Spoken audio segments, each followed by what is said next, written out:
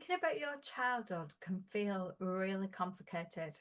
You want to heal from your inner child, but you don't even know where to start. So, let me break it down for you. And here's how to begin healing childhood trauma gently, safely, and at your own pace. When I think about trauma, I only ever thought of trauma being something massive, like losing somebody or, you being in an accident, different events, that sort of thing. I never thought about trauma being tiny things. When you start digging down deep, trauma can also be emotional neglect. It can be criticism. It can be never feeling safe. It can be never feeling seen. It can be, um, trauma from a parent being mean to you. There's all sorts of different things that can be trauma driven, and then you can't see past it, or you can't get past it. But the thing is, once I named it, I could begin to heal it. I was quite lucky.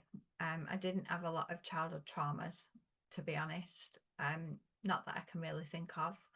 I think one thing springs to mind. I got my dad mum and dad never hit us or anything, but one particular day, my dad came home from work and the record player had been broken. No, I hadn't broken it, even though I was the one that used it all the time, and played records on it and stuff. And this was in the early 70s. And I got my leg smacked because my dad thought I'd broken it. And I kept saying it wasn't me. Why would I break something that I get so much joy out of? But I had my leg smacked anyway. And that made me feel like even when you tell the truth, nobody listens to you. So I think I carried that with me for a long time. So when we want to heal trauma, we have to start with safety. So we don't relive the pain, but we create a life where you can feel seen, where you can feel safe, and where you can feel supported.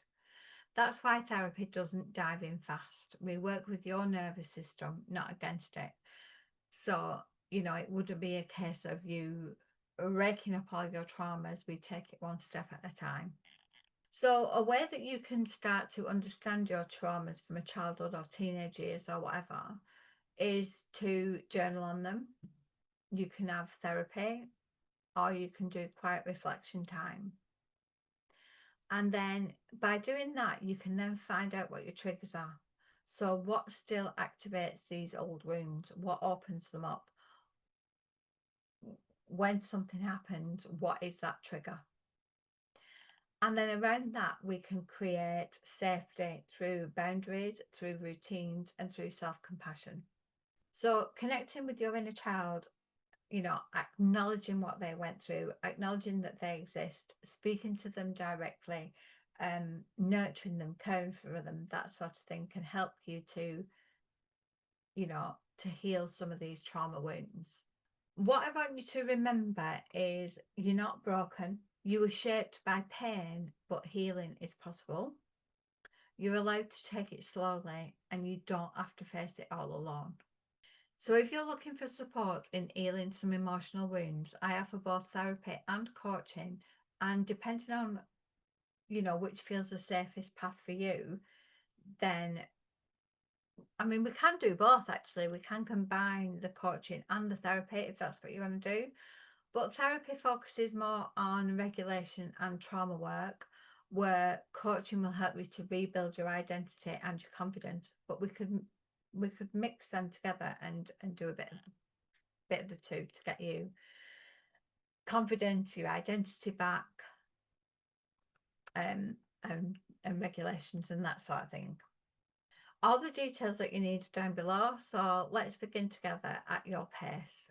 Get in touch, please. Don't suffer in silence. Get in touch and let's see if we can heal some of these emotional wounds. So that's it for today. I shall see you all again soon. Bye for now.